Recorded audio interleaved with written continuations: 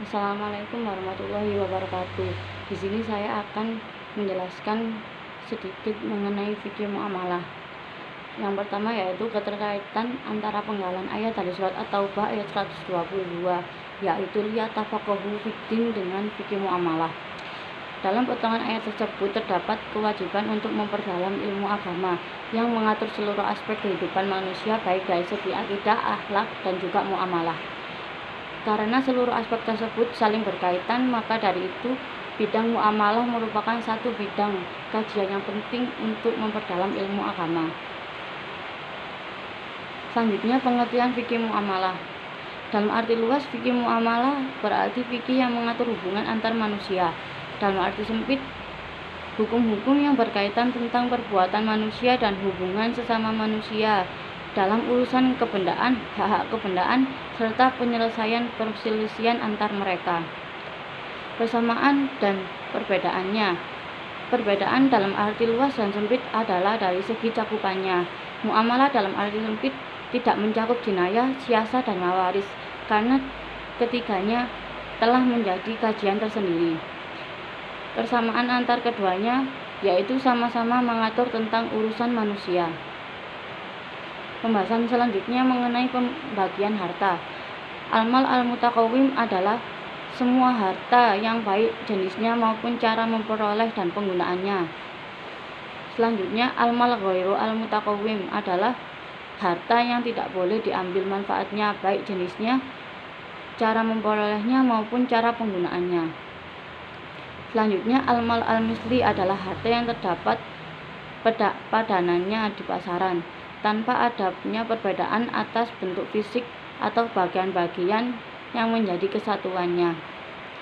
Selanjutnya, al-mal al-kimi adalah harta yang tidak terdapat padanannya di pasaran atau terdapat padanannya akan tetapi nilai tiap satuannya berbeda.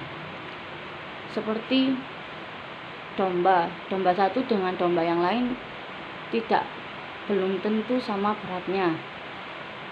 Selanjutnya, al-mal al-istikhlaqi adalah harta yang tidak mungkin bisa dimanfaatkan kecuali dengan merusak bentuk fisik harta tersebut. Selanjutnya, al-mankul adalah harta yang mungkin untuk dipindahkan atau ditransfer dari satu tempat ke tempat lainnya tanpa adanya perubahan atas bentuk fisik semula, yaitu uang. Contohnya uang. Selanjutnya, iqor adalah harta yang secara asal tidak mungkin bisa dipindahkan atau ditransfer. Mungkin dapat dipindah akan tetapi terdapat perubahan atas bentuk fisiknya, yaitu contohnya pohon jika dipindahkan atau ingin dimiliki maka dijadikan kayu. Selanjutnya, sebab-sebab kepemilikan. Yang pertama, ihrazul mubahat. Harta atau barang tersebut belum ada pemiliknya secara sah, seperti mutiara-mutiara di dasar laut atau ikan-ikan yang berada di lautan. Yang kedua, bil uqud. Harta atau barang yang sudah dimiliki melalui akad, contohnya jual beli, sewa menyewa. Sebab-sebab kepemilikan selanjutnya yaitu bil khalafiyah, yaitu harta atau barang yang dimiliki karena mendapat warisan seperti harta pusaka dari ahli waris. Selanjutnya, minal mamluk. Harta atau barang tersebut dimiliki dari hasil perkembangbiakan harta sebelumnya. Contohnya seperti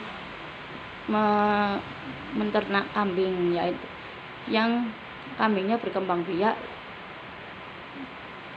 itu adalah contoh minal mamluk. Selanjutnya, iya al-mawat, yaitu membuka lahan baru, membuka tanah atau lahan yang belum ada pemiliknya. Pembahasan selanjutnya yaitu riba.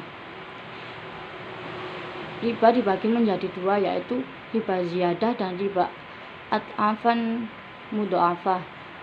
Riba ziyadah yaitu perjanjian yang mengambil tambahan dari modal atau harta, baik dalam transaksi jual beli atau pinjam meminjam. Sedangkan riba ad'afan al-mudha'afah yaitu pelipat gandaan berkali-kali. Contohnya begini, saya meminjam uang kepada rentenir, lalu sang rentenir itu berkata, jika kamu tidak bisa mengembalikan dalam 1 minggu ini, maka minggu depan akan nilainya akan berlipat ganda, jadi saya harus membayarnya 2 kali lipatnya.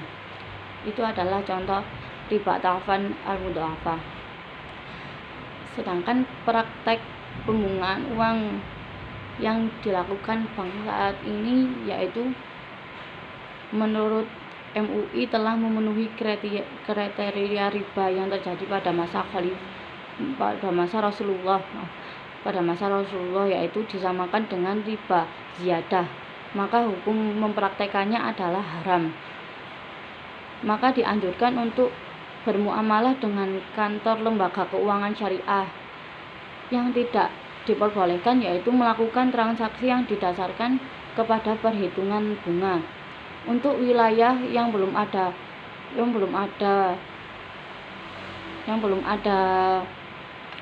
tempat lembaga keuangan syariah, maka diperbolehkan melakukan kegiatan transaksi di lembaga konvensional berdasarkan prinsip darurah. Hukum jual beli online. Transaksi bisnis melalui online jika sesuai dengan aturan-aturan yang sudah dijelaskan akan membawa kemajuan bagi masyarakat dan negara, karena hukum asal muamalah adalah ibahah, yaitu boleh selama tidak ada dalil yang melarangnya, selama tidak terkandung unsur-unsur yang dapat merusaknya seperti riba, kezaliman, penipuan, kecurangan, dan lain-lain, serta dapat memenuhi rukun-rukun dan syarat-syarat dalam jual beli. Transaksi online diperbolehkan menurut Islam berdasarkan prinsip-prinsip yang ada dalam perdagangan, khususnya dianalogikan dengan transaksi as-salam, kecuali pada barang atau jasa yang tidak boleh untuk diperdagangkan sesuai syariat Islam. Pembahasan terakhir yaitu jual beli falas yang sesuai dan tidak sesuai dengan syariah. Yang pertama, jual beli falas yang sesuai yaitu transaksi spot adalah transaksi falas yang diserahkan pada saat itu dan penyerahannya maksimal 2 hari. Sedangkan jual beli falas yang tidak sesuai yaitu transaksi forward, sebab harga yang digunakan adalah harga yang diperjanjikan dan penyerahannya tidak tunai, padahal harga ketika penyerahan belum tentu sama dengan nilai yang sebelumnya disepakati. Selanjutnya yang tidak sesuai yaitu transaksi swap, yaitu transaksi falas dengan harga spot digabungkan dengan harga forward. Hukumnya jelas haram karena mengandung unsur spekulasi. Sekian sedikit penjelasan mengenai fikih muamalah. Terima kasih.